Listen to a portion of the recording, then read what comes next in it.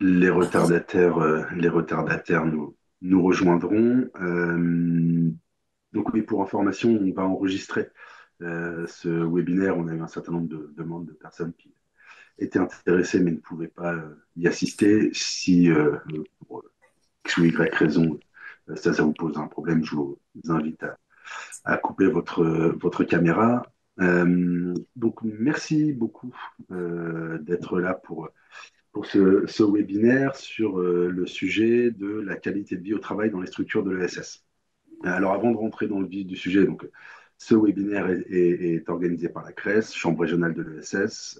Donc, pour rappel, hein, la CRES est l'association qui fédère, représente les acteurs de l'ESS en région Normandie, avec un certain nombre d'actions de promotion, de développement de l'économie sociale et solidaire, et notamment une fonction d'accompagnement. Cette fonction d'accompagnement, elle s'opère notamment à travers le DLA, dont on est l'opérateur au niveau régional, donc DLA pour dispositif local d'accompagnement, qui est le dispositif historique d'accompagnement des structures employeuses de l'économie sociale et solidaire. Et donc la CRES Normandie est opératrice de dispositifs sur l'ensemble de la région. Euh, alors, dans le cadre du DLA, on propose des accompagnements individuels. L'idée d'appuyer une structure dans ses projets de changement, de consolidation ou développement. Et puis, par ailleurs, on propose aussi des accompagnements collectifs, généralement avec une entrée thématique. Quand on identifie un sujet à propos duquel on voit qu'il y a une problématique qui est partagée par un certain nombre d'acteurs et pour laquelle on se dit que le format collectif est intéressant pour la travailler, on peut organiser des accompagnements collectifs. Donc, on organise régulièrement sur différents sujets et c'est d'un accompagnement collectif de ce format-là dont on va parler aujourd'hui, un accompagnement qui a traité donc la question de la qualité de vie au travail. Alors pourquoi est-ce qu'on a organisé cet accompagnement? En fait, on avait perçu un certain nombre de signaux sur ce sujet, en direct de la part de structures ESS, mais aussi de la part de têtes de réseau.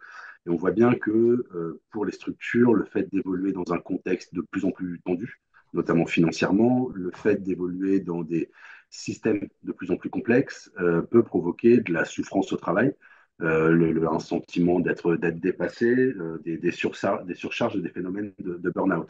Donc il nous a semblé que c'était un sujet important pour les acteurs et que c'est un sujet dont, en tant que CRES et porteur du DLA, on devait se saisir pour deux raisons. D'abord, une raison opérationnelle, parce qu'on voit bien que une dégradation de la qualité de vie au travail des salariés est synonyme de désengagement des salariés, potentiellement d'absentéisme, peut provoquer un turnover important, peut provoquer des difficultés à recruter. Et on voit bien que sur un certain nombre de secteurs de l'économie sociale et solidaire, c'est un vrai sujet, cette difficulté à recruter. Donc il y a des vraies raisons opérationnelles pour lesquelles il faut se soucier de la qualité de vie au travail pour les structures, mais aussi des raisons politiques.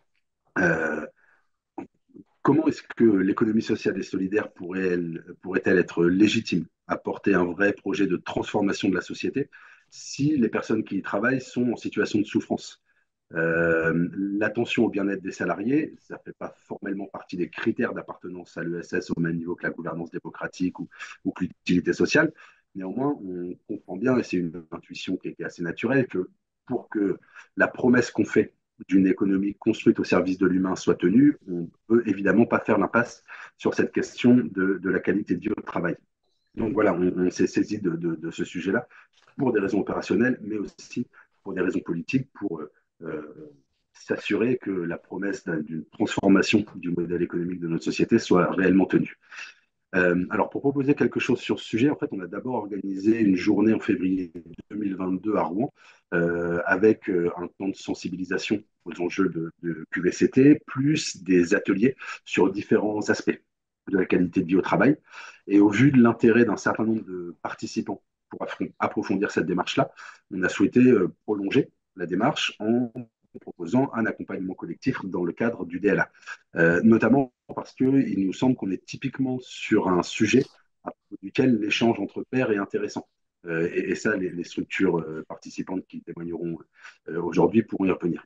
Donc cet accompagnement a eu lieu entre octobre 2022 et avril 2023. 6 associations y ont participé et 2 d'entre elles ont accepté de venir témoigner dans ce webinaire. On les remercie chaleureusement. Donc l'AREC, qui sera représenté par sa directrice Sandrine Saunier, et le Centre social Croix-Mercier, représenté par sa directrice également Manon Agache.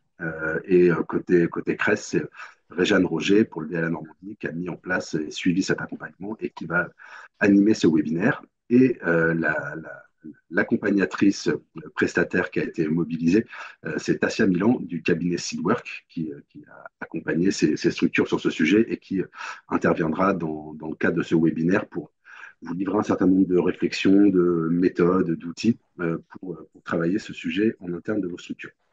Euh, voilà, donc on a souhaité organiser ce webinaire pour présenter aux organisations intéressées par la question le contenu et les résultats de cet accompagnement.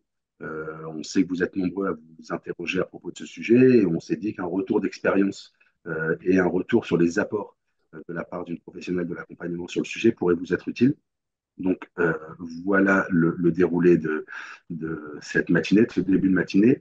D'abord, on va vous proposer un retour des structures accompagnées, donc que je vous évoquais, à propos des enjeux qu'elles identifiaient au départ de l'accompagnement et de ce qu'elles ont mis en place et du bilan qu'elles en tirent.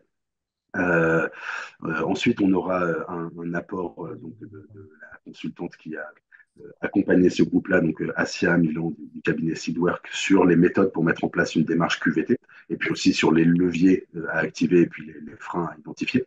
Et puis, on a souhaité compléter cette présentation par une intervention de l'UDES, qui, avec le cabinet Catalyse, a également proposé à plusieurs structures ESS normandes un accompagnement sur ces enjeux de QVT, avec un angle un petit peu différent, et donc qui reviendra sur ce sujet davantage sous l'angle du management. Et puis, on essaiera de tenir le timing pour vous proposer un petit temps de questions-réponses. Alors, donc, on vous propose plutôt de garder vos questions pour la fin et on prendra un moment pour y répondre. Si effectivement vous avez des questions qui vous viennent au fil de l'eau, n'hésitez pas à les poser dans le chat. On les prendra en note et on y reviendra à la fin. Voilà pour cette introduction et cette présentation. Donc on va passer au contenu à proprement parler. Et pour commencer, il nous a semblé que c'était important de définir ce qu'on appelait la qualité de vie au travail, la qualité de vie et les conditions de travail. Et pour ce faire, je passe la parole à Asia. Merci beaucoup de ta participation et je t'en prie. Bonjour à toutes et tous, merci Guillaume. Donc en quelques mots, voilà, ça peut sembler important de s'arrêter sur la notion de qualité. On va le voir d'abord, il y a eu la qualité de vie au travail et puis qualité de vie et conditions de travail. Effectivement, ce terme de qualité de vie au travail a été développé et posé vraiment réellement lors d'un accord national interprofessionnel de juin 2013. Alors l'accord, l'ANI était assez conséquent, plus d'une dizaine de pages, avec pas mal d'aspects de définition et 10 champs qui définissent la qualité de vie, conditions de travail.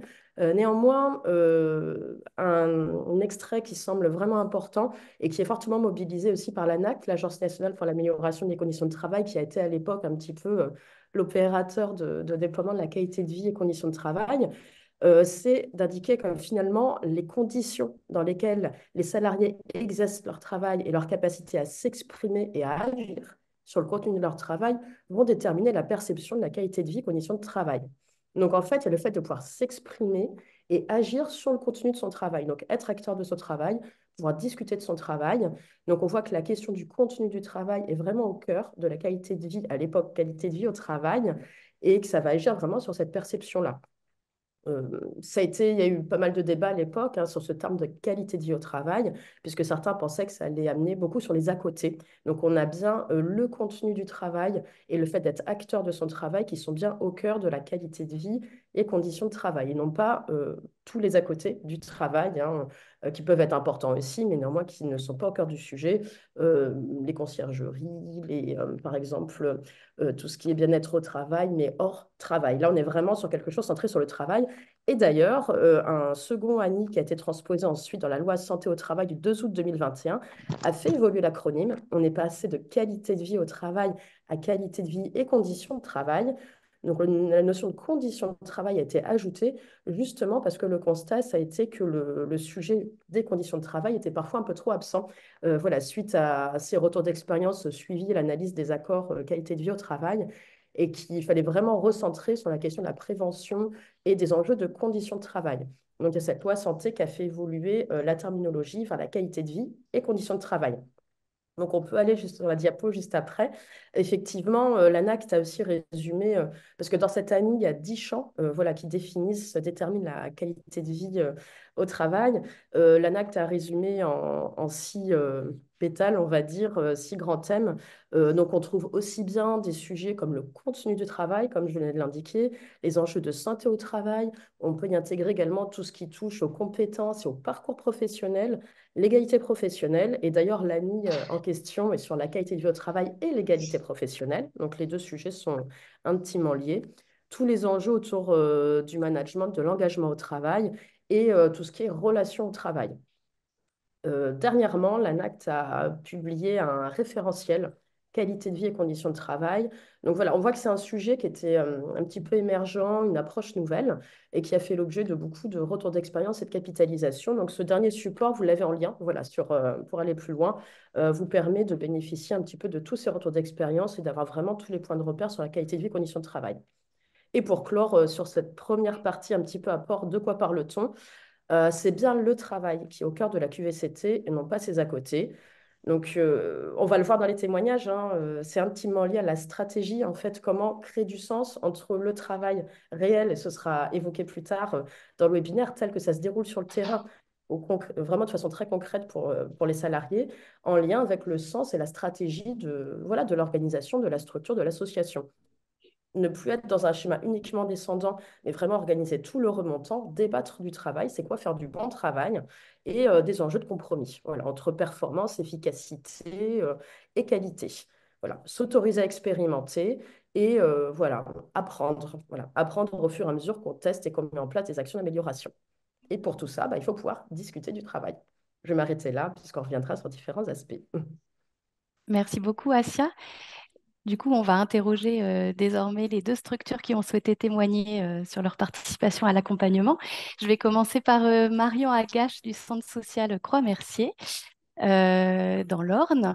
Alors Marion, du coup, pour toi et pour vous dans la structure, qu'est-ce que c'était la QVCT, la qualité de vie au travail, avant de s'engager dans l'accompagnement? Et vous, à quel niveau d'avancement vous vous sentiez sur cette question-là? Ouais. Bonjour à tous.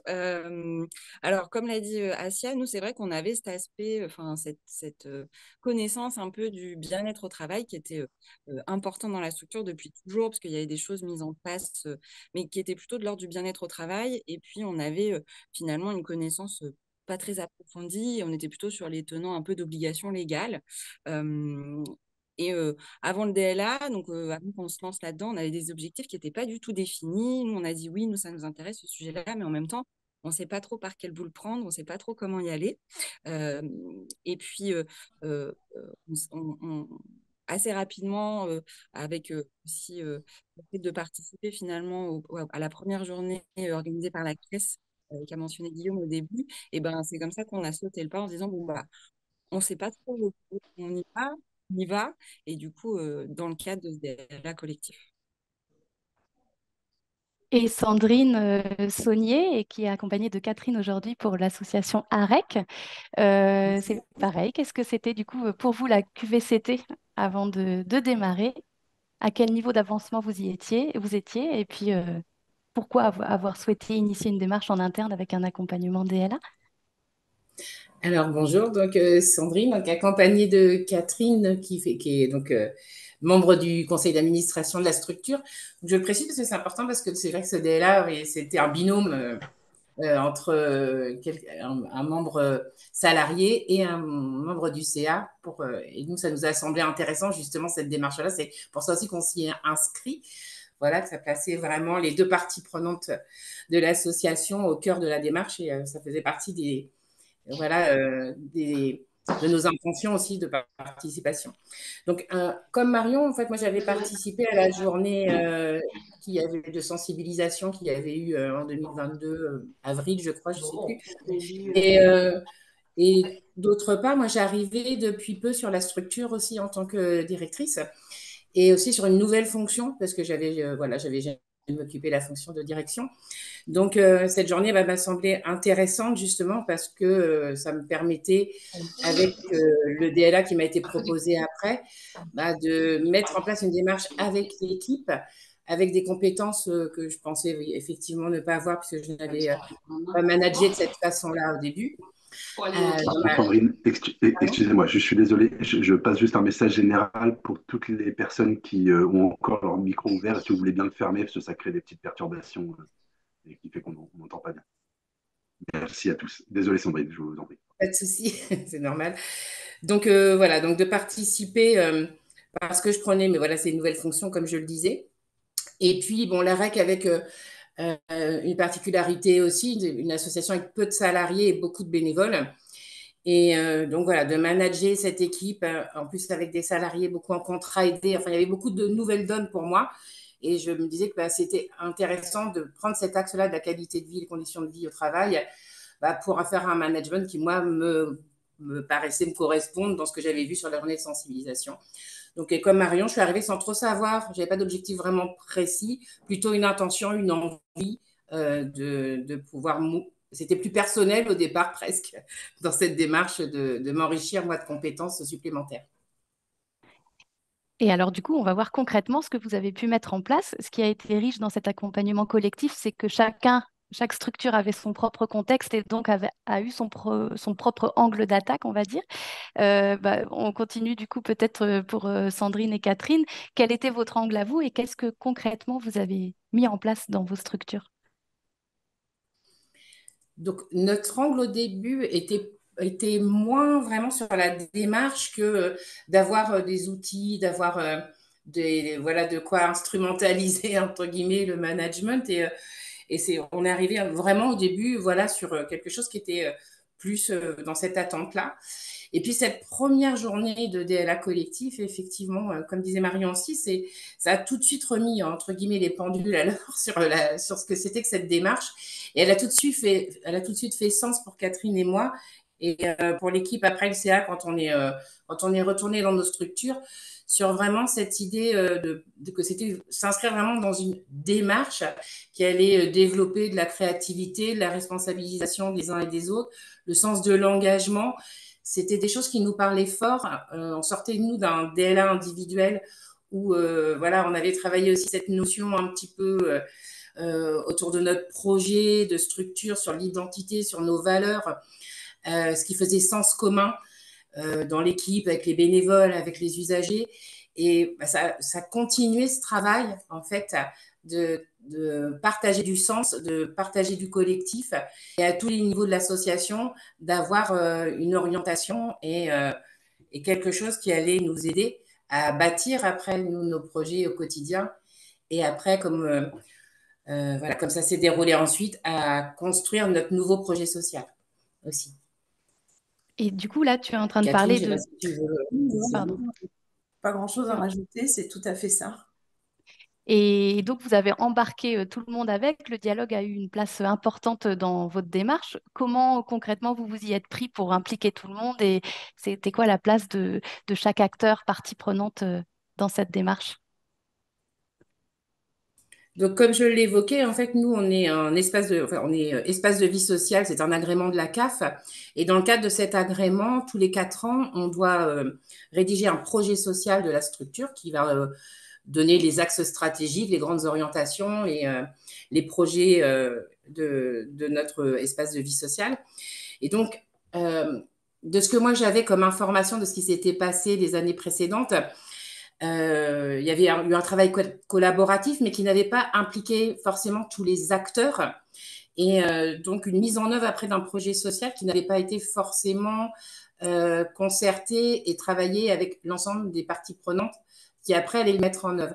Donc, en fait, ce qui me semblait intéressant moi, dans la démarche de qualité de vie au travail, c'est de l'associer vraiment comme un axe transversal à notre démarche de projet social et de dire si on discute de comment on travaille ensemble et quelle place on donne au travail et ce qu'on a envie de faire ensemble par rapport à nos conditions de travail et notre démarche commune par rapport au travail, ça allait enrichir et nourrir aussi la construction de notre projet social. Donc l'idée, c'était de pas, comment dire, de pas avoir plusieurs espaces un peu millefeuilles avec les différents acteurs de l'association, c'est de dire, bah, en même temps qu'on travaille le projet social, on travaille les conditions de vie et la qualité de vie au travail, puisque ça va se nourrir l'un avec l'autre. Ça va être quelque chose qui va être dans les deux sens, en fait. On va construire notre projet et en même temps, on va développer notre démarche de qualité de vie au travail ensemble. Ça a participé, voilà. On était dans l'action, on était dans le concret. C'était pas juste, comment dire, une bonne intention. C'était, voilà, les gens participaient vraiment et s'impliquaient vraiment. Merci Sandrine. Sauf si tu as quelque chose à rajouter, je peux passer la parole à Marion. Non, pour l'instant, Ça- peut-être après, mais voilà, pour Oui. l'instant, c'est bien. Et Marion, du coup, du côté du Centre social Croix-Mercier, vous n'êtes pas partie sur le côté projet social avec cet angle-là en tout cas. Est-ce que tu peux nous expliquer par quel bout vous l'avez pris et qu'est-ce que vous avez pu mettre en place concrètement au fur et à mesure de cet accompagnement? Ouais, bah, en fait, c'est ça qui est chouette aussi au niveau de la QVCT, c'est qu'en fait, il y a plein d'approches selon nos contextes et nos besoins. Donc, c'est vrai que nous, sur la structure, quand on s'est intégré sur l'accompagnement, on était quand même sur une phase de transition forte. Je venais d'arriver sur le poste depuis 1 an, après une directrice depuis 15 ans. Il commençait à y avoir du turnover. On sentait qu'on était en train de toucher du doigt un peu un truc. Et avant que ça ne dégénère ou quoi, on avait vraiment envie de pouvoir l'investir. Et donc, assez vite, à la suite des premiers temps collectifs qu'on a eus, et donc du coup des apports de connaissances et de mieux comprendre les tenants, les aboutissants, les leviers autour de la QVCT, nous, on a une approche qui nous est apparue finalement indispensable dans notre contexte, c'était la place des salariés et du besoin finalement d'augmenter ces espaces de travail, de discussion sur le travail au sein de notre structure. On avait l'impression que les espaces, ils existaient parce que voilà, on était une structure qui a toujours porté ça, de pouvoir discuter, la porte toujours ouverte, enfin voilà, des choses comme ça. Et en fait, c'était pas suffisant. Ça permettait pas vraiment d'ouvrir la parole et de donner aux gens ce pouvoir d'agir aussi autour de leur travail. Et donc, du coup, on a choisi avec l'accompagnement individuel, enfin les temps individuels avec Asia, d'investir un outil qui est celui de l'analyse des situations de travail. Donc, je ne vous en parle pas beaucoup plus, c'est Asia qui va vous le détailler un peu plus tard. Et donc, ça nous a permis finalement d'ouvrir ça et d'acter vraiment des espaces de discussion du travail avec nos équipes. Eh bien, justement, passons un peu la parole à Asia pour avoir quelques informations plus théoriques sur comment ça se structure une démarche QVCT et puis quelle place pour les différents acteurs, représentants du personnel, administrateurs, administratrices, salariés, bénévoles. Oui, donc quelques points de repère. En fait, c'est avant tout une démarche, la QVCT. Et moi, je dis souvent que la démarche compte presque autant, voire plus que le contenu. C'est finalement, il va se jouer beaucoup de choses dans la façon d'impliquer les acteurs, dans la façon dont on dialogue. Et finalement, la transformation, elle va venir de là aussi, beaucoup. Alors, c'est des points de repère issus notamment voilà, de travaux de capitalisation de l'ANACT, hein, mais qui sont très intéressants en 4 phases. Déjà, concevoir la démarche. Donc, c'est l'étape qui est souvent un petit peu oubliée parce que tout le monde aime aller sur la deuxième phase qui est poser le diagnostic, analyser l'existant. Donc, en disant, bon, je vais faire un questionnaire, ou je vais mettre en place des groupes de travail, mais finalement, la phase vraiment essentielle et préalable, c'est concevoir la démarche, c'est-à-dire se dire, bah, pourquoi? Donc, c'est un peu ce qu'évoquaient Sandrine et Marion. Quel est mon contexte? Pourquoi? Quel enjeu, en fait, sur le fait de développer de la QVCT? Comment je le positionne dans ma structure? Qui j'associe? On évoquait, on a la présence de Catherine en tant qu'administratrice. Ça peut être aussi des représentants des usagers. Enfin, voilà, donc des représentants du personnel qui sont essentiels et indispensables lorsqu'ils sont justement présents dans les structures. Qui j'associe, pourquoi je souhaite mettre ça en place, et également, finalement, qu'est-ce qu'on met derrière QVCT, parce que ça peut être très large, la QVCT, et chacun en a sa propre représentation. Donc à ce stade-là, c'est très important aussi que l'ensemble des acteurs partagent leur perception, leur représentation et partagent une vision commune. Donc ça, c'est vraiment le socle, hein, comme les fondations d'une maison. Et ensuite, seulement une fois qu'on a conçu la démarche et qu'on se dit on fait des choix de méthode, les outils sont très, très nombreux pour analyser l'existant. Et comme l'évoquait justement Marion, il y a des choix d'outils. Cet outil-là paraît plus pertinent au regard du contexte ou de nos enjeux. Donc, le choix de la méthode se fait aussi à ce stade-là, de se dire voilà comment on va s'y prendre ensemble et comment on va fonctionner ensemble. Donc voilà, souvent à ce stade-là, moi je recommande, si on va le voir juste après, de pouvoir mettre en place, même si la structure est petite, une instance dite entre guillemets de pilotage, soit un petit comité QVCT ou s'appuyer sur pour éviter l'effet millefeuille, parfois, si pas forcément toujours nécessaire de créer une nouvelle instance, de s'appuyer sur déjà vos instances existantes, voire les enrichir, mais te dire à un moment donné, il faut piloter, il faut décider, voilà, faut avancer ensemble.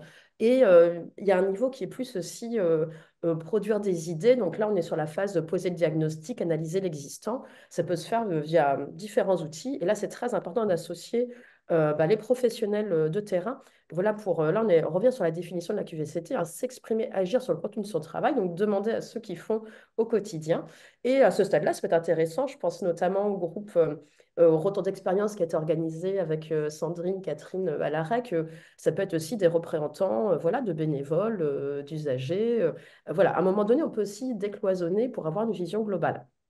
Donc, poser un diagnostic pour ensuite s'autoriser à expérimenter. C'est-à-dire qu'avant, on était beaucoup dans des démarches diagnostic, plan d'action.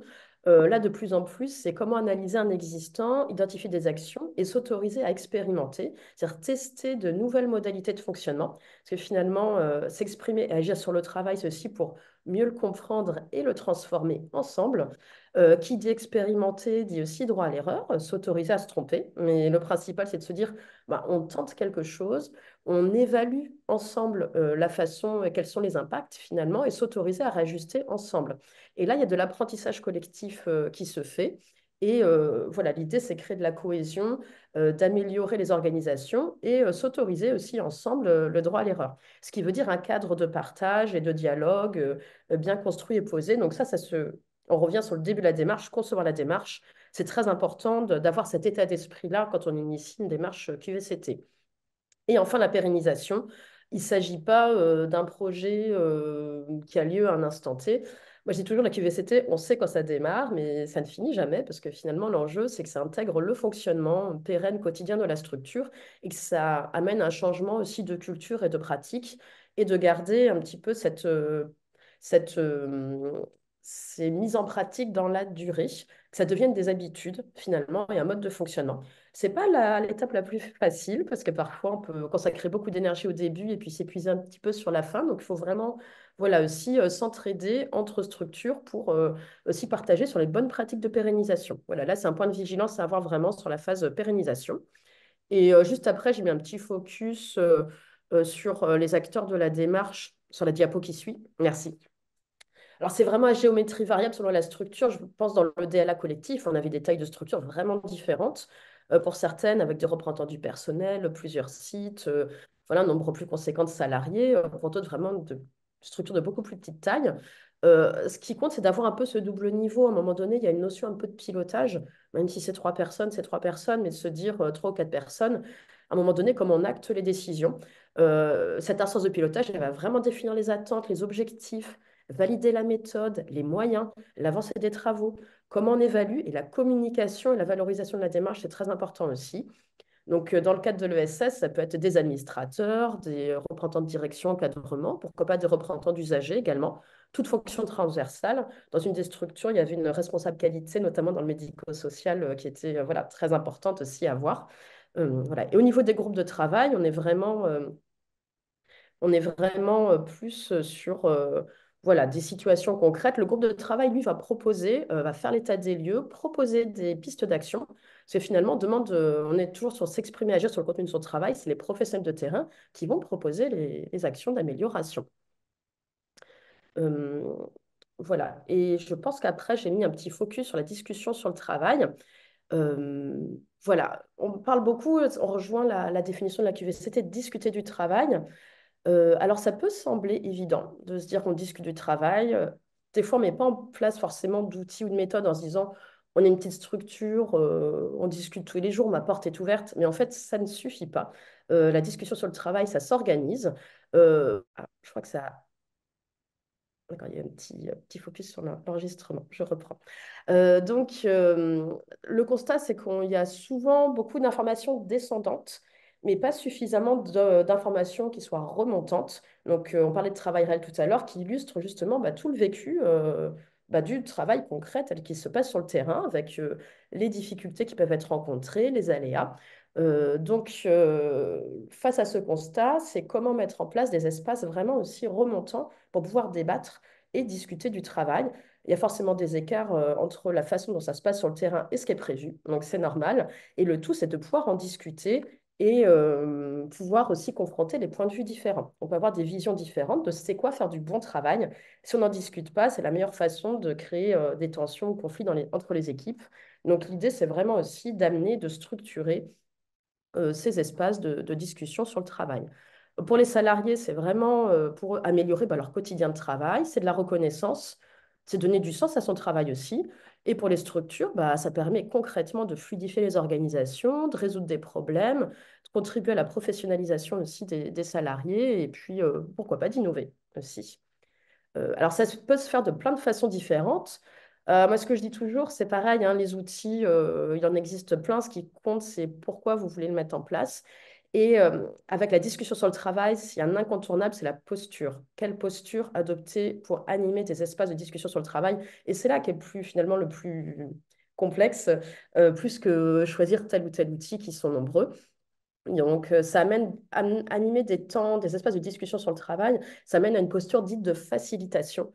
C'est-à-dire, la personne qui anime doit se dire, je sais que je ne sais pas. Parce que si la personne qui anime se positionne comme une sachante ou un sachant, au final, elle ne s'appuiera pas sur le groupe et ça va fermer les perspectives d'expression du groupe. Accepter d'être surpris voilà, par ce qui remonte du terrain, ne pas se positionner sur le fond, être neutre et avoir une absence de jugement. L'enjeu de la personne qui anime, c'est de faire produire le groupe. Donc, il y a des outils pour ça, c'est des vraies compétences d'animation et de facilitation, mobiliser la reformulation, l'écoute active, voilà, et mobiliser des techniques d'animation. Voilà, il y a beaucoup d'outils qui existent, notamment aussi dans les méthodes d'intelligence collective. Je vous ai mis là quelques outils. Vous avez le lien sur le Safari Photo, que j'ai beaucoup utilisé dans plein d'univers différents, hein, que ce soit les hôpitaux, l'industrie, les secteurs associatifs. Donc, c'est comment utiliser la photo pour faire parler du travail. L'analyse des situations de travail qu'évoquait Marion, je vais faire juste un petit focus rapide derrière pour expliquer comment ça s'utilise. Tous les outils d'intelligence collective. Dans une structure, on a utilisé l'arbre des besoins avec l'AREC, voilà, Catherine et Sandrine. On a mobilisé le Speedboat, qui est un outil pour faire un retour d'expérience partagé et concerté sur le précédent projet social. Il y a des jeux aussi comme les Essentiels QVCT, qui est un jeu de cartes voilà, proposé par l'ANA qui permet de débattre des différents aspects de la QVCT, voilà, qu'on a présenté un petit peu aussi lors du DLA. Donc, ce qui compte, c'est pas tant l'outil, c'est comment on se met d'accord sur l'outil qui va être le plus adapté à l'objectif. Voilà. Je ne sais pas si ça vous apporte quelques points de repère. Et je vous propose un petit outil, de faire un focus sur l'outil d'analyse des situations de travail. C'est la diapo qui suit. J'espère que je suis encore dans le timing. J'ai une dizaine de minutes, super. Donc, un petit focus, moi je dirais, c'est vraiment en tant qu'intervenante, hein, ça fait une vingtaine d'années que j'interviens dans la conduite accompagnement des changements. L'analyse des situations de travail, ça peut être un outil très puissant. Voilà, s'il est bien mis en place et mobilisé avec la posture adéquate. Donc, concrètement, c'est quoi une situation de travail? C'est un lieu, un temps, des acteurs concernés et des actions qui se déroulent, voilà, qui peuvent être porteuses d'enjeux. Et voilà, en ergonomie, on va appeler ça des situations caractéristiques, voilà, qui vont se dérouler. Et il peut y avoir en plus des situations dites problèmes, c'est-à-dire que là, c'est des situations qui vont avoir parfois un ressenti négatif pour le salarié et avec des conséquences non seulement sur l'individu, mais sur le collectif et sur aussi l'efficacité du travail. Alors, c'est très important à souligner, et dans la démarche, on l'a fait. On peut analyser les situations de travail, mais pas forcément que les négatives.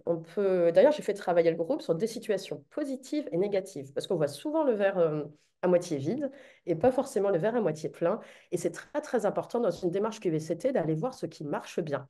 et de se le dire et d'essayer de comprendre, d'analyser pourquoi ça fonctionne bien et qu'est-ce qui a permis que ça marche. Donc voilà, dans l'analyse des situations de travail, vous pouvez aussi bien analyser les situations positives que négatives. Quand c'est négatif, on va qualifier ça de situation problème, on va dire.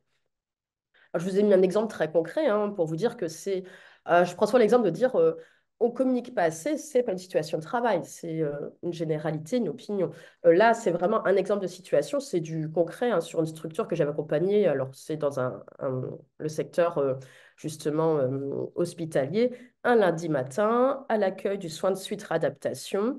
Un patient arrive voilà, d'un transfert d'un centre hospitalier et son état de santé ne correspond pas à ce qui a été communiqué en termes voilà, de niveau de santé. Du coup, la structure qui accueille ce transfert de patient ben, voilà, doit s'adapter. L'infirmière doit en urgence commander des médicaments et prévoir de nouveaux équipements, ce qui en stresse toute l'équipe. Voilà. Vous pouvez là vous situer, ça se passe à tel endroit et voilà ce qui se déroule. Donc ça, c'est des exemples de situations qui sont remontées et vécues par les équipes. À partir de là, l'idée, c'est de pouvoir creuser cette situation. Donc on se dit, voilà, comment on décrit cette situation? Qui sont les acteurs concernés? Les acteurs directs, indirects? Quelles sont les conséquences de cette situation sur le ressenti au travail en termes de QVCT, sur la qualité de la prise en charge du patient, si on se met à la place du patient, sur l'efficacité en termes économiques, parce que là, du coup, il y a un niveau budget, il y a des effets sur les médicaments, il y a du temps perdu. Enfin voilà, au niveau QVCT, on sent qu'il y a du stress. Pour le patient, on n'aimerait pas être à la place de ce patient. Voilà. Et une fois qu'on a aussi analysé ces différentes conséquences, de remonter aux causes. Qu'est-ce qui fait que cette situation a lieu? Et donc d'analyser les contraintes et aussi les ressources. Qu'est-ce qui permet de faire face à cette situation? Tout n'est pas tout noir ou tout blanc. Il y a des situations positives avec des contraintes et il y a des situations qui sont négatives, mais où il y a des ressources qui entrent en jeu et qui permettent de faire le travail. Et suite à l'analyse des causes, vraiment, donc on utilise des techniques, les 5 pourquoi, on remonte un petit peu le fil, la pelote de laine. On demande au groupe, donc pareil, c'est la posture de facilitation, ce n'est pas la personne qui anime, qui propose, mais voilà, qu'est-ce qui pourrait être fait concrètement pour éviter que cette situation ne se reproduise ou en tout cas en réduire les impacts. Donc, pour terminer, ce qui est très important dans ce type de mise en œuvre d'outils, en fait, c'est déjà qui participe à l'analyse. Si vous n'avez pas l'ensemble des professionnels concernés, bah, votre analyse, elle sera biaisée. Donc, c'est déjà très important de se dire qui je mets autour de la table pour discuter de cette situation de travail. Le cadre d'échange. Vous voyez qu'une situation de travail, ça peut vite aller dans la recherche de coupables ou potentiellement des tensions ou des conflits. Donc, il y a vraiment un cadre préalable à poser et à maintenir tout le long de l'animation, de l'analyse de situation de travail. Et c'est voilà, une vraie compétence d'analyse et plutôt de gestion de dynamique de groupe. Et aussi, derrière, c'est concrètement ces propositions-là, comment je fais pour qu'elles soient concrètes. En fait, quand on anime ça, il ne suffit pas de dire, bon, on va mieux communiquer. Je reprends toujours cet exemple de communication. Concrètement, qu'est-ce que je fais d'opérationnel, qui le gère? Donc voilà, d'avoir des suites vraiment concrètes et opérationnelles. Donc après, ce type d'outil, ça peut être mobilisé de plein de façons différentes, de façon récurrente, voilà, une fois par mois avec les équipes ou autre. Voilà, chacun après écrit sa façon de le déployer qui lui est propre. N'hésitez pas à innover sur les outils. Voilà, c'est à faire votre version à vous qui vous semble voilà, la plus pertinente. En tout cas, ce qui compte, c'est l'essence un peu. Voilà, le principe. Et Et je crois n'hésitez que pas à expérimenter. c'est ça, tester, expérimenter. Merci Asia pour ces éléments méthodos, ça nous donne déjà beaucoup de pistes à tester.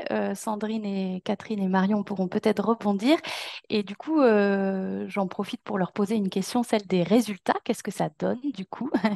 On peut recommencer par Sandrine et Catherine éventuellement. Qu'est-ce que cet accompagnement DLA a produit dans votre structure? Maintenant que vous avez quelques mois de recul, qu'est-ce que ça a produit comme bénéfice, comme impact, etc. Bah, comme je le disais tout à l'heure dans la présentation un petit peu du déroulement du DLA, ce qui a été vraiment impactant, c'est le partage du sens, vraiment de réfléchir et de concevoir ensemble sur le où on va, pourquoi, le comment on le fait, donc sur toute la démarche en fait, et que ça se soit partagé vraiment et qu'il y ait l'adhésion de l'ensemble des personnes qui participaient voilà, pour nous au projet social et de le faire continuer hors projet social parce que maintenant, Il a été validé. On a eu l'agrément là, donc fin 2023 pour 4 ans, là, à partir de 2024.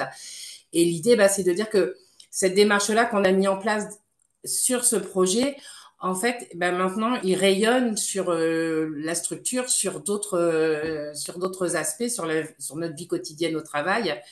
Et on a construit des petits groupes de travail, des commissions qui perdurent sur des groupes projets, et donc sur vraiment cette implication et cette adhésion sur le faire ensemble, l'agir ensemble, mais voilà, avec un partage du sens et de pourquoi on fait les choses ensemble, quoi. Vraiment, ça, c'est ce qui a vraiment été important et impactant, nous, sur la mise en place de la démarche. Ça a permis alors pas de le mettre en œuvre de façon du démarrage, parce que ça existait déjà, mais ça a permis vraiment de le développer davantage et de se le dire ensemble, et ça c'est important aussi, de mettre les mots sur ce qu'on faisait, d'être aussi dans la reconnaissance du travail des uns et des autres et de la valorisation. C'est une démarche effectivement, qui a permis de valoriser aussi le travail effectué et les personnes qui l'effectuent.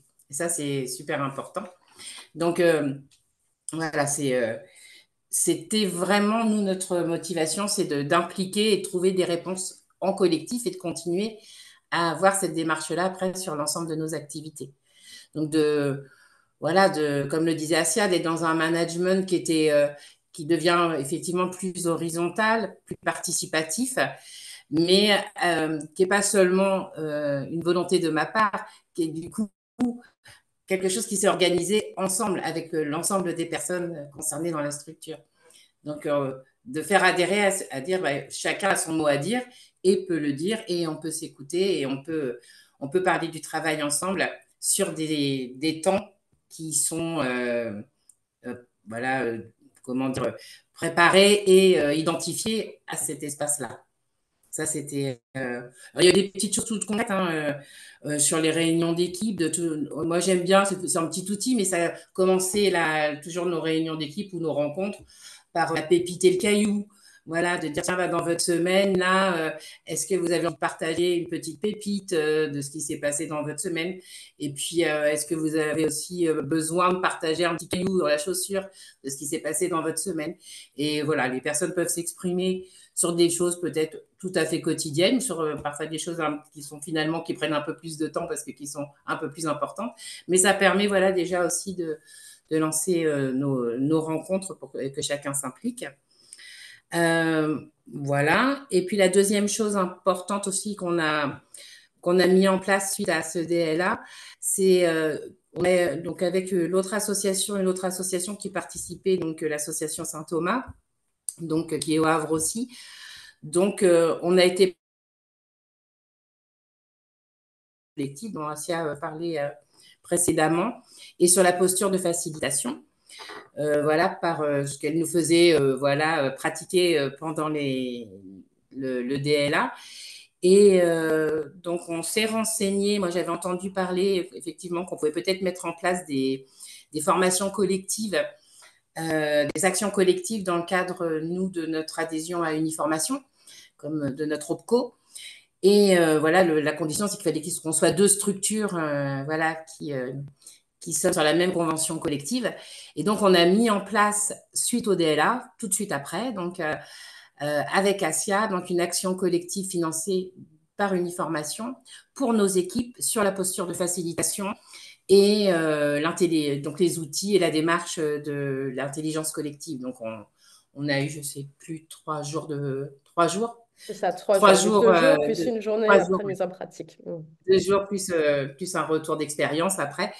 Donc, avec nos deux structures, donc on a prolongé en fait de cette démarche, mais voilà, en s'en emparant vraiment au sein de l'équipe pour que l'ensemble des collaborateurs et de la structure, nous pour la REC, puissent mettre en place avec les partenaires, en équipe, avec les usagers, donc une démarche d'intelligence collective. Nous, c'est important dans notre fonctionnement, donc toujours de demander et d'avoir l'avis de nos usagers, de nos partenaires pour mettre en place nos projets, et donc de sortir du cadre de la réunion classique et d'oser de prendre des risques et de se dire, bah oui, on va mettre en place des outils un peu qui changent un peu, qui font bouger un peu les lignes, qui font sortir un peu du cadre, mais qui permettent d'avoir des idées super intéressantes et enrichissantes et de faire s'exprimer. Voilà, ce principe de s'exprimer et d'agir qu'on a retrouvé, qui est inhérent à la QVCT, c'est là où moi j'ai retrouvé toute la transversalité de ce qu'on voulait faire aussi, nous, dans notre quotidien. C'est faire exprimer pour après faire agir. Donc, voilà, c'était ça là, vraiment le sens quand je disais au démarrage de la démarche transversale et que voilà, c'est une posture vraiment qui rayonne après sur d'autres actions et d'autres activités. Voilà, pour faire court. Et donc, tu disais, au-delà d'avoir ancré des nouvelles façons de faire ensemble et d'agir tous ensemble sur un peu le contenu de notre travail et le projet, vous êtes allé plus loin à la suite de l'accompagnement collectif avec une autre structure participante pour vous former et former les équipes. Du coup, ça me donne une autre question un peu subsidiaire. Qu'est-ce que vous avez pensé de ce format collectif d'accompagnement DLA pour traiter du sujet de la QVCT? Ça a pu déjà apporter de la collaboration. Après, on l'a vu, mais voilà, qu'est-ce que ça a pu apporter, ce format collectif? Déjà, excuse-moi, vas-y Catherine, peut-être. La richesse des points de vue, des échanges qui ont été vraiment intéressants et le fait d'être vraiment plusieurs autour de la table et d'avoir des conditions, des objectifs et des façons de faire totalement différentes, ça apporte effectivement une richesse importante. Et toujours après, voilà, le fait qu'on soit sur des structures différentes, même s'il y a effectivement des fonctionnements qui n'ont rien à voir les uns avec les autres, il y a toujours quand même des choses, forcément, où on va se retrouver qui sont complémentaires, où on va finalement pouvoir se dire, tiens, on se reconnaît, même si au départ, c'est deux structures complètement différentes, il y a finalement toujours des points communs et l'échange se fait aussi sur nos complémentarités et des choses qui nous rassemblent aussi, en tout cas dans nos questionnements ou des problématiques, qu'on soit petite structure ou grosse structure. On s'est aperçu qu'il y avait des problématiques finalement qui étaient assez communes. Commune, ouais. Et alors, vous parlez de complémentarité. Du coup, Marion, si on devait parler résultats, qu'est-ce que ça a donné concrètement cette démarche QVCT chez vous après quelques mois de recul? Qu'est-ce que ça a produit? Et puis, on a vu chez Sandrine et Catherine, il y a eu des ricochets un peu. Est-ce qu'il y en a eu aussi dans d'autres domaines d'activité du centre social? Oui, tout à fait. Du coup, juste pour revenir, nous, c'est vrai qu'au niveau des acteurs impliqués, notre instance de pilotage, c'était donc la direction, moi, la présidence et une déléguée du personnel. Donc, c'est vrai que ça permettait d'avoir cette instance un peu tripartite, puis avec ces trois casquettes un peu là, qui étaient hyper intéressantes. Parce que c'est vrai que quand on a commencé la démarche, finalement, on s'est aperçu que les salariés, eux, ils allaient bien, globalement. Bon, ouais, la QVCT, pourquoi pas, mais nous, on va bien. Enfin, franchement, on est bien dans notre travail et tout ça. Et donc, du coup, on s'est dit, bon, bah, pour impliquer, ça va peut-être être un peu compliqué. Et en fait, assez rapidement, on s'est aperçu, et notamment avec le fait de développer les espaces de discussion du travail via cet outil de l'analyse des situations de travail, pardon, c'est qu'en fait, pour les impliquer, il suffisait finalement qu'on leur parle de leur travail et qu'ils aient cet espace-là. Et donc, dès qu'il y a eu ces premières étapes, hop, ça a switché. Puis alors là, du coup, clairement, il y avait une grosse implication des salariés. Donc, en fait, finalement, cette démarche, elle a d'abord permis ça. Elle a d'abord permis d'encaper une nouvelle étape autour de l'implication des salariés, de renforcer leurs connaissances autour de c'est quoi la QVCT, parce que on en est loin, en fait. On a cette notion quand même du bien-être global, mais on connaît très peu tous les tenants et les aboutissants de la démarche. On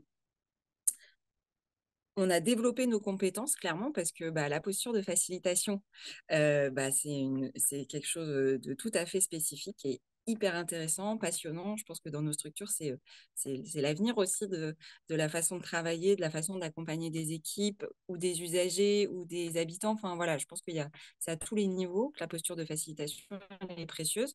Donc, ça a permis de toucher du doigt ça sur une partie de l'équipe, avec cette volonté, du coup, de venir le renforcer à terme aussi avec le reste des équipes.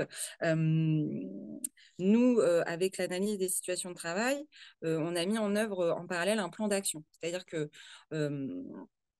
donc l'idée, c'est de sacraliser un peu cet exercice-là, c'est-à-dire qu'on le fait régulièrement en équipe, on sort un peu voilà, nos pépites, nos cailloux, comme disait Sandrine, et puis du coup, on vient analyser ça avec notre fiche, etc. Puis après, on en sort un plan d'action, c'est-à-dire qu'on est vraiment dans le très concret, quoi. C'est pas juste un truc de ah oui, bon, bah, c'est bon, on en a parlé, c'est fini. Et en fait, on se dit voilà la situation problème ou la situation très positive, et voilà du coup vers quoi on tend et c'est quoi les pistes d'amélioration qui nous le permettent. Et du coup, avec un suivi de est-ce que ça a été mis en place ou pas, et de venir se réinterroger si finalement ce qu'on s'est dit qu'on allait mettre en place pour améliorer la situation, ça fonctionne ou pas vraiment. Parce que parfois, entre ce qu'on projette et ce qui est mis en œuvre, c'est pas toujours la même chose, quoi. Ça nous a permis aussi de s'apercevoir que finalement, une situation qui semble parfois un peu anodine, elle concentre en fait pas mal de vécus, de ressentis différents sur une équipe. Et en fait, c'est avec une posture, avec un cadre qui est posé pour justement l'analyser, euh, avec cette espèce de bienveillance, neutralité, où on est quand même sans recherche de coupable. L'idée, c'est pas de pointer du doigt ou je sais pas quoi. Et ben en fait, ça facilite bah, de ressortir tout ça et en fait aussi prendre conscience qu'en fait, nous, ce qui peut nous apparaître comme une situation anodine, et ben, elle l'est pas en fait en face forcément, et qu'au fur et à mesure, ça peut quand même générer clairement du mal-être à un moment dans son travail, parce que voilà, des cailloux, on en a tous les jours dans nos boulots, des pépites aussi, en tout cas, on se le souhaite. Et donc, du coup, l'idée, c'est de pouvoir aussi décharger à un moment autour de ça. Et puis, alors, nous, encore plus globalement et au niveau structure, c'est que ça nous a permis, pendant cette démarche, de prendre conscience qu'il y avait des difficultés plus renforcées sur une partie de l'équipe, sur un secteur, avec voilà, clairement hein, autour du travail réel, de la place de chacun, de comment on investit son travail. Enfin, voilà, il y avait vraiment des difficultés autour de ça. Et donc, on a sollicité, à la suite du DLA collectif, un DLA individuel, et donc plutôt autour de justement, à la suite de l'analyse des situations de travail des différentes analyses de situations de travail qu'on avait pu faire, on s'est aperçu qu'il y avait une problématique d'organisation, clairement dans le secteur, et qu'en fait, quelles que soient les compétences, le niveau d'engagement des équipes, etc., en fait, ça ne marcherait pas. C'est l'organisation, clairement, et le fonctionnement propre de ce secteur-là qui ne pouvait pas être fonctionnel. Et donc, on est parti sur un DLA individuel pour creuser ça vraiment, parce que ça avait besoin. Puis, on ne voulait pas que voilà, ça dégénère, comme je l'ai déjà dit, mais l'idée, c'est pas de soigner, c'est plutôt de prévenir. Et donc maintenant, voilà, on a une équipe qui est réorganisée, qui fonctionne clairement beaucoup mieux, qui expérimente, qui a la place voilà, d'agir sur son travail, de l'exprimer, de se dire quand ça va pas, de se dire quand ça va bien. Et donc, voilà, je pense qu'on peut dire quand même que maintenant, on a une équipe qui va bien. Et ça, c'est chouette. Bravo. Et puis du coup, qu'est-ce que toi tu as pensé du fait de traiter ce sujet de la QVCT en collectif? Qu'est-ce que ça t'a apporté, toi? Bah, les filles l'ont dit, hein, Sandrine et Catherine, la création de ce réseau clairement d'acteurs ESS, puis en plus la Normandie est grande, donc entre Le Havre et Alençon, voilà, il y a des distances, quoi, mais du coup c'est chouette. C'est aussi des structures où parfois on a peu l'occasion de se rencontrer finalement de par la distance géographique. Et puis moi ce que j'ai vu surtout, c'est qu'en fait ce DLA, il nous a euh, permis de créer pour notamment direction présidence, bah, en fait, des espaces de discussion de travail. Parce qu'on avait ces espaces-là, ça nous permettait, on sait que le quotidien, il prend du temps, on sait que bah, les sujets de fond, c'est parfois difficile à maintenir. Là, on l'a dit, c'est une démarche vraiment transversale, donc l'idée, c'est pas d'un seul coup très ponctuel, et en même temps, bah, ça prend du temps, il faut s'autoriser à prendre ce temps, il faut être OK que ça prenne du temps et que le changement se fasse dans la durée. Et en fait, d'avoir cette parenthèse, entre guillemets, ou en tout cas ces journées qui sont actées en collectif, où on a ces espaces-là, où on peut en débattre. Bah, en fait, ça nous redonne aussi du pouvoir d'agir sur notre travail à un niveau où parfois, c'est vrai qu'on peut être aussi un peu solitaire sur justement ce qu'on peut vivre dans nos structures. Donc moi, c'est vraiment ça que j'ai trouvé important et du coup, finalement, et puis ce réseau qui est hyper chouette et qui perdure et qui continuera d'exister entre les structures participantes, bah, ça, c'est une des pépites du DLA. Eh ben, merci à toutes les trois pour le partage de vécu. Je me retourne vers Asia. Du coup, si en quelques mots, Asia, tu devais donner aux personnes qui participent quelques ingrédients, ou quelques points d'attention, enfin voilà, qu'est-ce qui Mm. peut aider dans la mise en place de ces démarches-là, sur quel levier on peut s'appuyer, D'accord. et puis peut-être Oui, quel frein. oui, les freins et leviers. Alors en fait, voilà, j'ai essayé de prendre un peu de recul par rapport à tout, voilà, à la fois les secteurs puis toutes les expériences que j'ai pu suivre. Bah, je vous l'ai déjà un petit peu évoqué. Un des principaux freins ou difficultés, c'est attention. Des fois, on a tendance à foncer sur le diagnostic sans avoir défini une méthode au préalable. Or, comme on l'a vu, ce qui est essentiel, c'est le sens, le pourquoi et la méthode. Donc cette première phase de la démarche, elle est vraiment essentielle. euh, de ne pas toujours impliquer les bons acteurs, notamment la gouvernance. C'est un sujet éminemment stratégique, la QVCT, et ça permis de faire le lien entre le terrain et justement la stratégie. Ça a été évoqué à un moment donné, l'effet millefeuille. Alors parfois, c'est le énième projet, voilà, et ça contribue à perdre du sens si on traite ça de façon distincte du fonctionnement collectif. Des fois, un des écueils, c'est le fait de réinventer l'eau chaude, finalement d'aller chercher que des nouvelles idées, sans se dire, bah, finalement, qu'est-ce que je fais déjà? Parce que finalement, tout le monde en fait de la QVCT sur différents aspects, et donc ça c'est très important.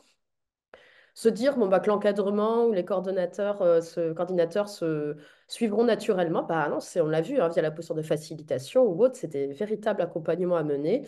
Et le fait de se dire, bon, c'est bon, on a fait le diagnostic, les expérimentations, on a fait le travail. Non, non, la pérennisation, c'est la phase vraiment la plus sensible et il faut y apporter une attention particulière.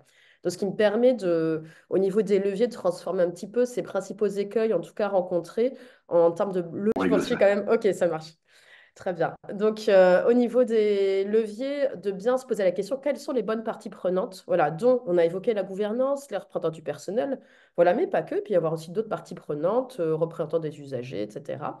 Prendre le temps nécessaire pour structurer la démarche. Marion parlait de temps, mais le temps est essentiel aussi. Et c'est des démarches qui peuvent prendre du temps, il faut pouvoir l'accepter. Accepter aussi de se former, sensibiliser l'encadrement, les équipes. Voilà, ça c'est une phase aussi clé, essentielle. Consolider le socle aussi de compétences sur le sujet, parce que c'est des véritables compétences aussi à développer.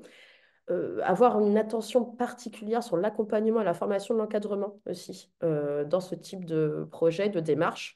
On évoquait la posture de facilitation. Bon, il y a ça, mais pas que, d'autres aspects. Oser expérimenter, se tromper, ajuster. Voilà, ça peut être. Alors, soit c'est déjà dans l'ADN de la structure et c'est parfait, soit ça l'est pas forcément. Et il faut essayer d'oser ensemble, donc d'y aller. Organiser des retours d'expérience réguliers. Donc, ça contribue à la discussion. Mais voilà, pour pouvoir se dire qu'on s'est peut-être trompé, il faut pouvoir faire des petits points d'étape. Donc, en tout cas, d'organiser des retours d'expérience. Ancrer la démarche dans la durée. Alors, il n'y a pas de solution miracle, hein. Qu'est-ce qui va faire que pour telle structure, ça va s'ancrer dans la durée? Donc voilà, il y a des façons de faire. Ça peut être planifier des points, voilà, un peu des rituels. En tout cas, c'est des choses aussi qui peuvent se prévoir. Et alors, il y a eu une question là-dessus, mais on pourra y revenir après, sur la question des accords. Voilà, pourquoi pas ancrer aussi des éléments dans un accord, prévoir un suivi. Voilà, c'est des possibilités. Et aussi, mais ça ouvre sur l'interstructure, échanger avec des pairs, partager des bonnes pratiques, aller voir ailleurs ce qui se fait, partager aussi bien ses pépites que ses cailloux, comme disait très bien Marion. Voilà, c'est ça aussi qui permet de... Voilà, faut pas hésiter, pas rester seul dans sa structure et partager autant que possible. Voilà, un petit peu pour les leviers à ce stade. Merci beaucoup, Asia, Sandrine, Marion, de vos apports et de vos témoignages. Alors, aussi à tous ceux d'entre vous euh, qui ont posé ou qui vont poser des questions. On les a bien notées. Avant de passer à la phase de questions-réponses, on souhaitait proposer une autre prise de parole sur le sujet de la QVCT. Comme je l'évoquais en introduction, l'UDES, que Caroline Créton va vous présenter rapidement, a organisé également un accompagnement sur l'enjeu de la QVCT, sur un format un peu similaire d'accompagnement collectif de différentes structures de l'ESS avec le cabinet Catalyst.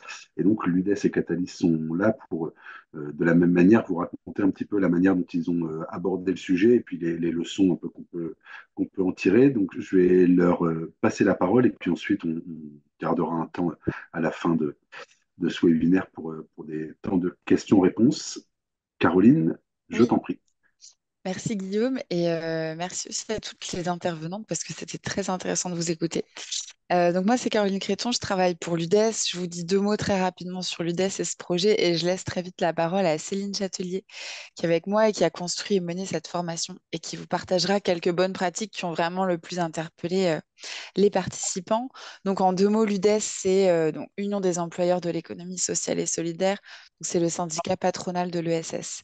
Et notre rôle premier, c'est vraiment de négocier en fait les accords multiprofessionnels qui vont ensuite voilà, découler dans les branches et puis dans vos entreprises par la suite. Et alors, je rejoins Guillaume en fait sur le constat qu'il a pu poser au début. Nous, à l'UDES, en tant que du coup employeur, on fait le constat qu'il y a parfois un écart en fait entre les valeurs qu'on porte au niveau de l'ESS et la réalité du terrain, avec en effet des salariés qui peuvent être en souffrance, etc. Et donc, c'est pour ça qu'en Normandie, en fait, avec les partenaires sociaux et le soutien de la DRETS, on a voulu accompagner les employeurs dans une démarche d'amélioration pour le coup du management et de la QVCT, parce qu'on a vraiment choisi de cibler et de porter une attention particulière au management sur ce sujet-là. Donc, c'est une approche qui en soi est très similaire à celle du DLA, à cette exception près. Alors, on a mis en place en fait une phase d'expérimentation. Nous, l'idée, c'était d'abord un peu de pouvoir tester un dispositif. Donc, on a un premier groupe de 4 structures qui a démarré en septembre. Donc, on est sur 4 structures de taille et de branches différentes. Donc, ça va de la petite radio associative qui a 8 salariés à la structure du médico-social qui en a plus de 250. Et on avait pour le coup vraiment donné la consigne aux structures de mobiliser un trinôme avec, et donc là ça reprend quelques leviers indiqués par Asia, un membre de la gouvernance, un membre de la direction et puis un représentant du personnel. Nous, c'était vraiment la condition pour pouvoir entrer dans le parcours. Et donc on a fait un montage voilà, un peu complexe avec les OPCO qui ont été mobilisés dans l'expérimentation. En fait, les structures ont participé ensemble à 5 jours de formation collective qui ont été un peu étalés dans le temps. Et en parallèle de ça, elles avaient donc un accompagnement individuel avec Catalyst Conseil, où elles ont pu suivre à la fois, on a pu réaliser à la fois un diagnostic, vraiment un diagnostic sur, je crois, 2 jours, donc assez détaillé, et puis ensuite un accompagnement. Et les accompagnements sont encore en cours. Voilà. Donc, on n'est pas forcément en mesure de présenter d'abord des résultats, mais au moins quelques bonnes pratiques sur des apports qui ont pu intéresser les structures. Peut-être vous donner une dernière information, c'est vous dire que donc on va expérimenter un deuxième groupe à partir de janvier 2025. Donc il y a des petites modalités qui vont pouvoir évoluer à la suite du parcours et de l'évaluation qu'on va pouvoir mener. Et donc si vous êtes intéressé, voilà, on pourra rester en contact. Et donc je laisse la parole à Céline. Merci Caroline, j'espère que vous m'entendez bien. On t'entend. Oui. Donc voilà, Céline Châtelier du cabinet Catalyst Conseil. Et j'ai en charge l'accompagnement des entreprises sur l'ensemble des projets de changement et notamment développement des dynamiques de qualité de vie au travail et de dialogue dans l'entreprise, dialogue au pluriel. Alors oui, on a à travers notre propre expérience, effectivement, dès le départ, posé comme principe qu'il nous semblait devoir à la fois utiliser et activer le moyen de la formation, mais aussi du diagnostic et de l'accompagnement. La première expérimentation avec ces 4 structures va nous permettre peut-être d'ailleurs d'articuler, d'enchaîner ces temps de formation, diagnostic et accompagnement différemment.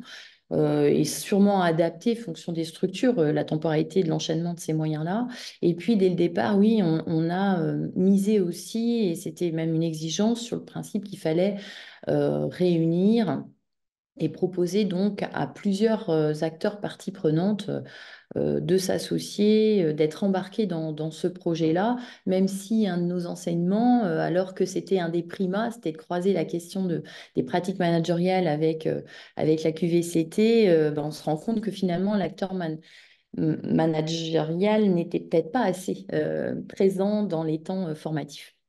Alors, on a commencé effectivement par des temps formatifs. L'idée, c'était d'embarquer les différentes parties prenantes sur trois choses. Et dans cette phase d'embarquer, les trois objets sur lesquels on a misé fait reposer la formation, c'était se redonner pour prendre de la hauteur sur les réalités respectives de structures qui étaient de champs professionnels différents, se redonner de la hauteur sur les constats qu'on pouvait faire sur le travail, le monde du travail et le rapport au travail aujourd'hui. Alors, j'associe aux différentes références qu'Assia a données, hein, l'ANI, les apports de l'ANACT. Je rajouterais le rapport qui a été établi suite aux assises du travail en 2023, très intéressant, justement, qui redonne des éléments sur le rapport au travail, mais aussi des statistiques, hein, de la DARES, de l'IFOP, des chercheurs comme Mathieu Detchessar, qui redonnent qui objectivise le fait que le rapport au travail change, la place du travail dans ce qu'on considère être les leviers d'une vie positive, agréable. Le travail passe en quatrième, le travail salarié. euh, L'accent aussi sur un vécu des conditions de travail, un ressenti des conditions de travail qui change. Ce qui nous a permis, et c'est ce qui a le plus marqué au tout départ de la formation, les structures, de mettre l'accent sur le fait que les acteurs qui animent, qui managent, qui dirigent le travail et qui structurent les organisations de travail, peut-être, ne sont pas assez en prise avec le travail réel par rapport au travail prescrit. Alors que le travail prescrit, effectivement, donne des objectifs, évalue le travail réalisé. Les acteurs managériaux ne sont peut-être pas assez en prise avec le travail réel. Donc, on reviendra sur les formations des managers sur ce sujet-là. L'autre élément d'acculturation, hein, pour embarquer les acteurs qui a fortement intéressé les structures, mais ça rejoint des éléments que vous avez donnés, hein, c'est cette connaissance, cette nécessaire connaissance de ce que sont les besoins psychosociaux au travail.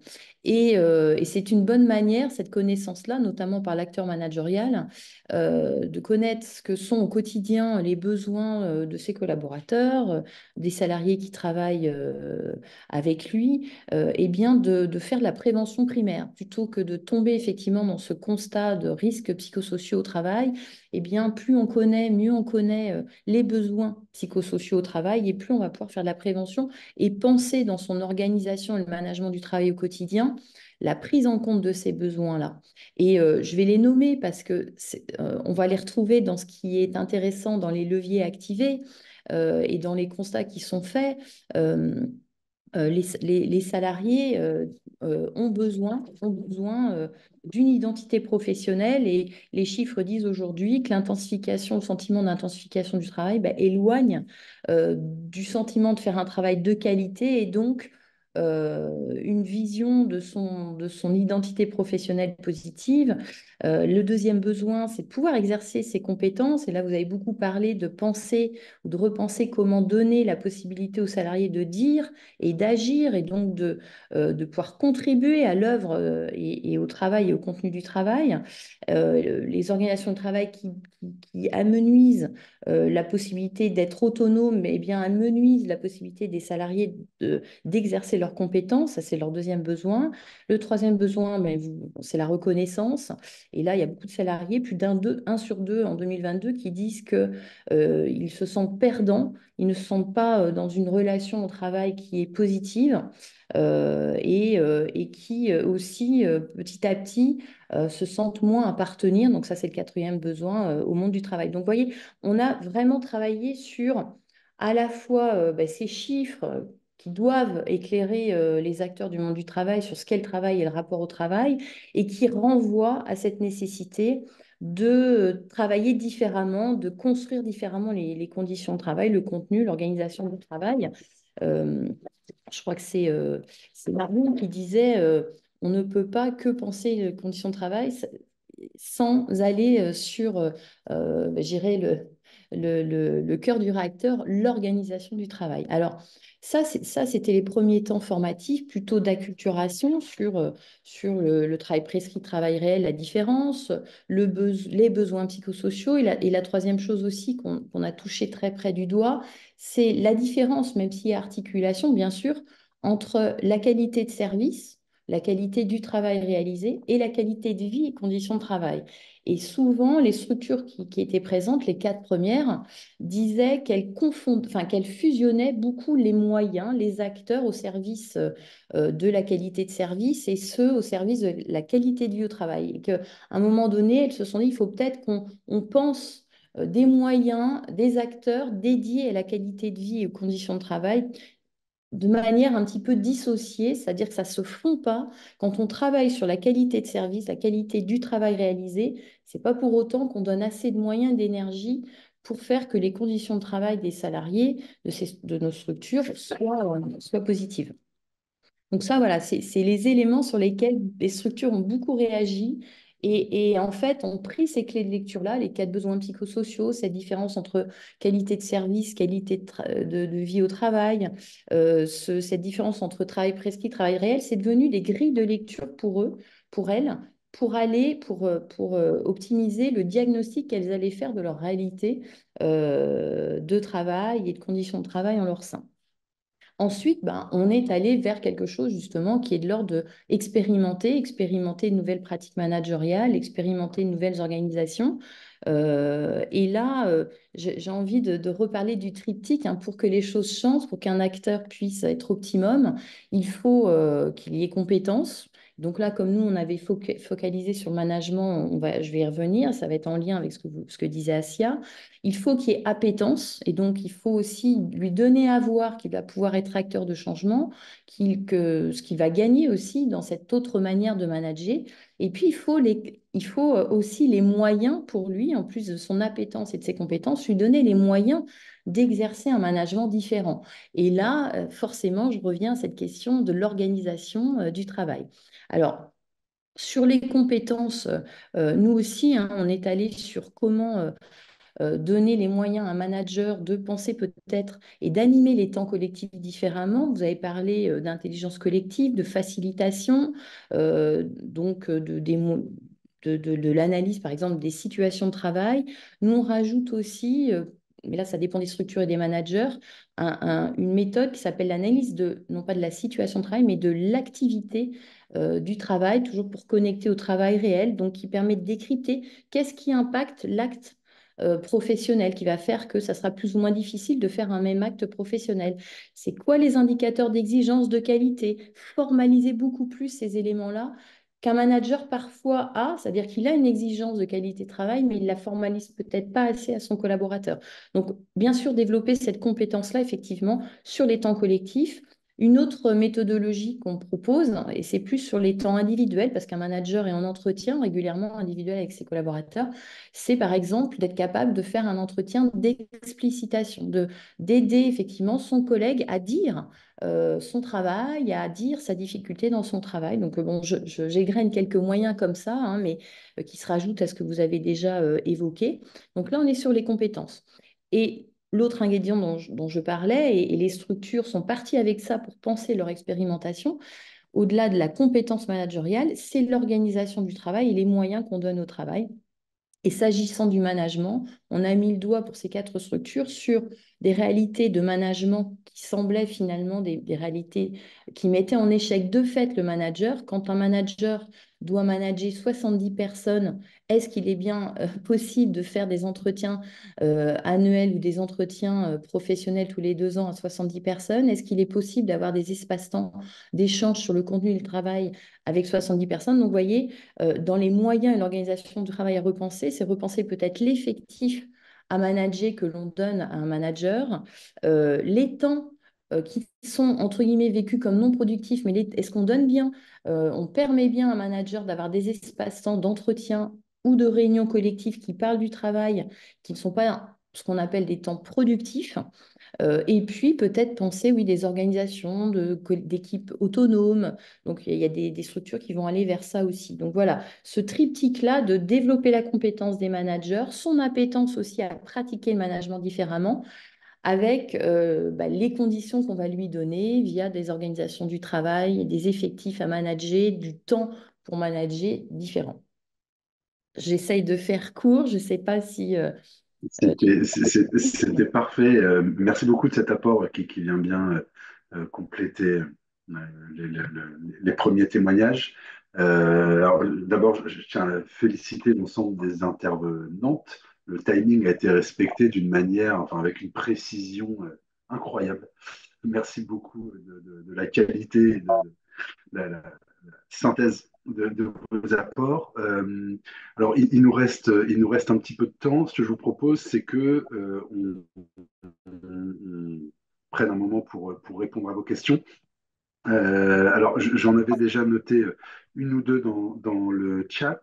Alors, sur sur les ressources utiles, on enverra un mail avec l'ensemble des ressources qui ont été identifiées pour que ceux d'entre vous qui souhaitent prolonger la réflexion puissent le faire sur la base de ces outils-là et de ces ressources. Je vous propose de poser vos questions. Je commence par poser celle qui a été posée dans le chat, ce qui vous laisse un petit peu le temps de réfléchir, de formuler vos propres questions avec lesquelles on pourra enchaîner. Donc, je crois que c'est Claire Anne Carr qui nous demande dans le chat, donc qui pose une question sur les livrables que tu mentionnais, Assia, dans la phase de pérennisation. Tu évoquais l'accord intégré. Oui. Comment, où, dans la structure, quel type d'accord, comment ne pas trop figer, pouvoir rediscuter. Oui, ça renvoie à finalement, pouvoir valoriser, pourquoi pas, ce qui est mis en place dans le cadre d'un accord. Alors, ça peut être, il y a des cas de négociation d'accords aussi obligatoires sur les tailles de structure et puis la présence aussi de délégués syndicaux dans la structure avec des négociations, soit tous les 4 ans ou tous les ans. Donc, la loi évolue un petit peu sur ce sujet-là aussi en termes de QVCT et égalité professionnelle. Mais voilà, on peut tout à fait envisager de un peu sanctuariser ou valoriser aussi la démarche dans le cadre d'un accord, entre guillemets, les termes juridiques, un accord d'entreprise, en tout cas pour une association qui permette aussi peut-être de décloisonner, justement. Alors, certains abordent la QVCT, enfin, dans des retours d'expérience variés, en lien avec aussi du coup l'égalité professionnelle femmes-hommes. Certains ont mis en place des actions particulières sur le sujet de la charge de travail, par exemple. Donc, il peut y avoir des accords sur charge de travail et QVCT. Donc, en fait, l'idée, c'est de pouvoir, pourquoi pas, quand c'est pas une obligation, c'est pas voilà, nécessaire forcément de le faire, mais ça peut être un plus de pouvoir valoriser et mettre en place, enfin sanctuariser un petit peu ces éléments-là. Alors, pour pas que ce soit trop figé, je pense que l'idée, alors vous avez vu sur le livrable, il y a au tout début, sur la première phase, il y a la possibilité de faire conclure un accord de méthode pour certaines structures voilà, qui vont engager une démarche pluriannuelle de démarche QVCT. Il est possible aussi, avant d'avoir un accord sur le fond avec les différentes actions, plan nation, suivi d'expérimentation, d'avoir un accord de méthode autour de comment on va travailler ensemble sur la QVCT. Donc voilà, l'outil accord peut être un outil intéressant à mobiliser qui permettent à la fois d'être un outil de pérennisation entre les différents acteurs et aussi de pouvoir avoir le suivi dans la durée des actions et de ne pas hésiter à créer du lien entre les sujets, donc éviter l'effet millefeuille. Voilà. Et dans la mesure où il y a un état d'esprit autour de l'expérimentation, c'est aussi d'intégrer ces sujets-là dans l'accord, hein, d'avoir... alors souvent, il y a des commissions de suivi, les modalités de suivi, comment on fait le point tous les ans, les retours d'expérience, s'autoriser à ajuster aussi les actions. Donc tout ça, c'est des éléments pour éviter d'avoir des choses voilà, qui soient trop figées. Et puis des accords, je ne sais pas, par exemple, moi j'ai accompagné une structure, c'est un bailleur social, sur la négociation de son accord QVCT. Et donc, c'est intéressant parce que lui a mis un accord sur 3 ans avec une commission de suivi, il réajuste chaque année. Ils vont faire le retour d'expérience de ce premier accord pour pouvoir mettre en place de nouvelles choses ensuite. Donc, c'est une façon aussi de dynamiser potentiellement le dialogue social selon la taille de la structure et les acteurs qui sont présents. Voilà, ça peut être un outil. Voilà. Alors, la question suivante justement, porte aussi sur une question de taille et d'échelle pour la mise C'est en œuvre de ça. cette démarche-là.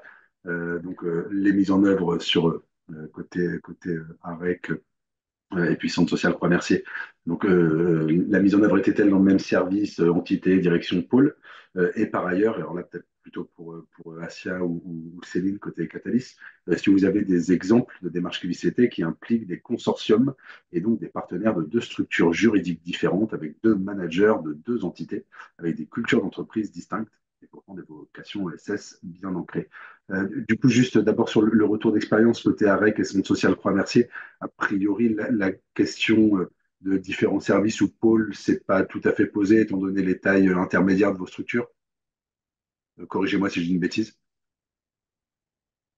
Alors oui, c'est vrai que nous, par exemple, on est 15 salariés, enfin en tout cas 15 permanents sur la structure, mais donc on avait en effet deux pôles, deux secteurs différenciés, et donc du coup, la mise en œuvre, elle a d'abord été sur la totalité des pôles, c'était vraiment un truc d'équipe globale, et par contre, là où finalement la démarche nous a permis de mettre le doigt sur le fait qu'il y avait des difficultés renforcées sur un des pôles, et où derrière, après, on a investi vraiment sur ce pôle-là, sur un accompagnement individuel.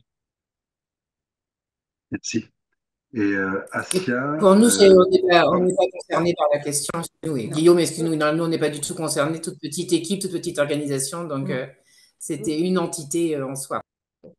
Merci. Alors, peut-être pour rebondir justement sur cette question-là, sur une démarche, sur un projet commun de deux structures voilà, de l'ESS juridiquement différentes, et que ce soit vraiment un projet commun QVCT en tant que tel, non, je n'ai pas forcément eu ce retour d'expérience-là.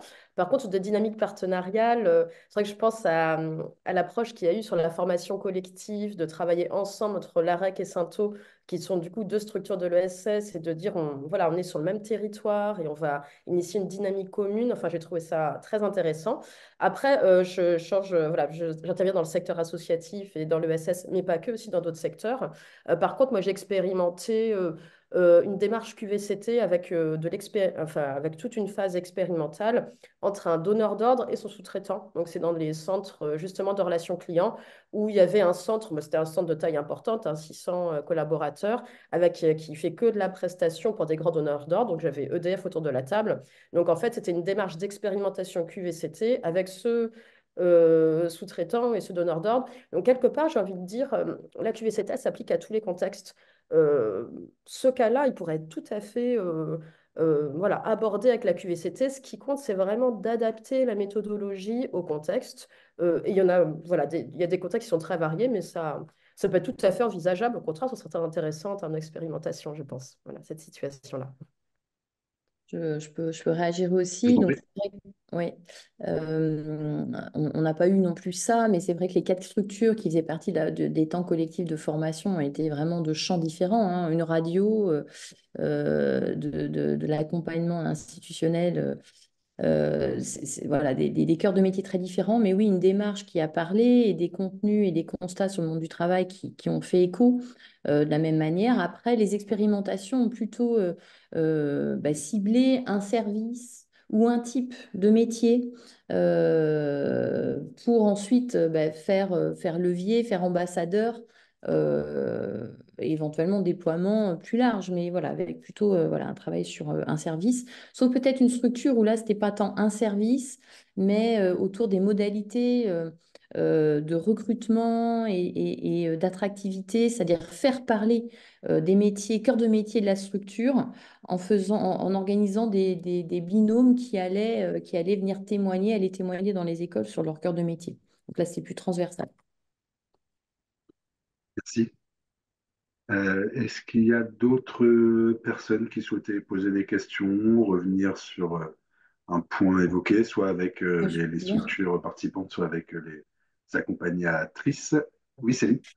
Oui, moi j'ai pas assez mis l'accent là-dessus. On a parlé d'acteurs partie prenante qu'il faut embarquer et effectivement, ça va de la gouvernance en passant par les représentants du personnel, les managers et les salariés ou bénéficiaires.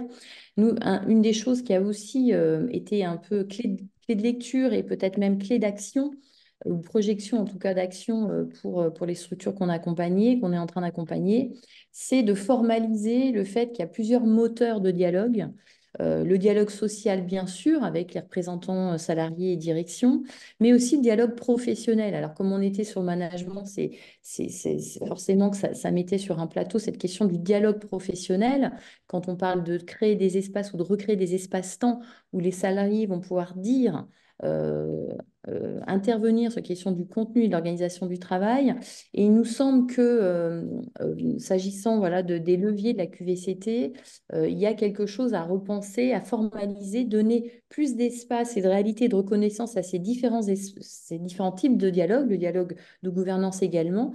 Bien les distinguer, permettre à chacun des acteurs de les distinguer, mais aussi de les connecter, de les reconnaître l'importance avec un manager beaucoup en première ligne du dialogue professionnel, reconnaître l'importance du dialogue social avec des managers qui dans leurs équipes des salariés qui sont parfois représentants justement dans les instances de dialogue social. Ça nous semble, en tout cas, ça a été éclairant pour les structures de bien identifier différents acteurs au regard de leurs responsabilités et rôles dans ces différents types de dialogue et dynamiques, du coup, au service de la QVCT, puisque dans ces espaces-là, il faut inviter l'objet du travail, le contenu, l'organisation du travail, mais de manière différente entre un manager et son collaborateur, entre un représentant de salarié avec le représentant de la direction.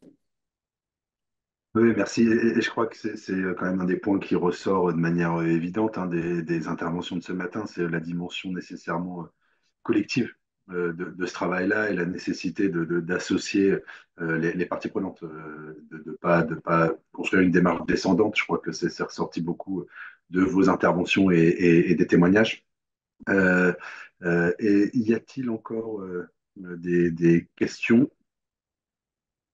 N'hésitez pas, on peut encore se prendre 5 minutes pour répondre aux questions. Alors, je me permets et je vous laisse encore 1 minute éventuellement si vous voulez en poser, juste du coup quand même revenir sur le principe de l'accompagnement collectif DLA. Là, ce webinaire, on a souhaité l'organiser évidemment pour vous proposer un retour d'expérience sur ce sujet dont on sait qu'il concerne beaucoup de structures et que c'est une vraie interrogation, un vrai sujet de fond dans les structures de l'économie sociale et solidaire notamment. On a souhaité l'organiser aussi pour vous donner à voir ce qui pouvait être fait dans le format accompagnement collectif DLA. Ce sont des accompagnements sur ce format-là qui sont organisés régulièrement, que ce soit par le DLA régional porté par la CRES ou par les DLA départementaux portés en Normandie par France Active, la Ligue de l'enseignement et la mission locale d'Alençon, selon les territoires. N'hésitez pas à vous saisir individuellement ou collectivement du DLA, qui est un outil et un mode d'accompagnement qui doit pouvoir permettre de traiter un certain nombre d'enjeux, de thématiques un peu structurelles et de besoins d'accompagnement. Donc, on renverra avec les différentes ressources à l'ensemble des participants la liste des contacts des DLA départementaux et évidemment du DLA régional. N'hésitez pas à vous saisir de ce dispositif-là qui est avant tout là pour vous et on a essayé de vous donner à voir ce qu'on pouvait faire dans le cadre collectif dans ce dispositif. Écoutez, s'il n'y a pas de dernière question, il va nous rester juste à vous remercier d'avoir assisté à ce webinaire en espérant que ça vous aura intéressé, à remercier chaleureusement nos différentes intervenantes pour leurs témoignages et leurs apports. C'était super qualité et très intéressant. Merci beaucoup, merci à tous. On enverra à l'ensemble des inscrits le replay de ce webinaire et puis la liste des ressources et les contacts des DLA. Merci à tous. Merci. Merci beaucoup. Bonne journée. Bonne journée. Merci, merci, au revoir. Merci.